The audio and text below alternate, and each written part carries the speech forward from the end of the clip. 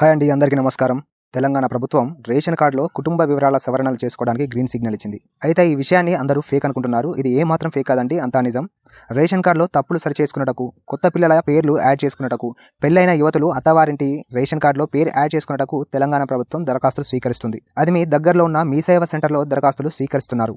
ఇంకా ఈ విషయం మీకు ఫేక్ అనిపిస్తే ఈ వీడియో చూడండి. ఈ వీడియో చూసే ముందు మన ఛానల్ని సబ్స్క్రైబ్ చేసుకోండి. ఇలాంటి వీడియోస్ మీకు ఎప్పుడూ అప్డేట్గా వస్తూనే ఉంటాయి. రేషన్ కార్డులో మెంబర్స్ లేకపోతే వాళ్ళని అడిషన్ యాడ్ చేసుకోవచ్చు. లేదా మీ ఏమైనా అడ్రస్ చేంజ్ చేసుకోవాలనుకున్నా అడ్రస్ చేంజ్ చేసుకోవచ్చు. ఏమైనా పేర్లు కానీ ఏమైనా తప్పులు ఉప్పులు ఉంటే అవి కూడా మార్పు చేసుకోవచ్చు. మెంబర్ అడిషన్స్కి వచ్చేసి డేట్ ఆఫ్ బర్త్ సర్టిఫికేట్, వాళ్ళ ఆధార్ కార్డ్స్ కంపల్సరీ. అడ్రస్ చేంజ్కి వచ్చేసి మన అడ్రస్ ప్రూఫ్ అండి, ఆధార్ కార్డు, లేకపోతే వాళ్ళ గ్యాస్ బిల్ కానీ కరెంట్ బిల్ కానీ ఏదన్నా ఒకటి అడ్రస్ ప్రూఫ్ పట్టుకొచ్చుకోవాలి. మెంబర్ అడిషన్ కూడా ఆధార్ కార్డు కంపల్సరీ. పబ్లిక్ ఇంకా రీచ్ కాలేదు ఇది.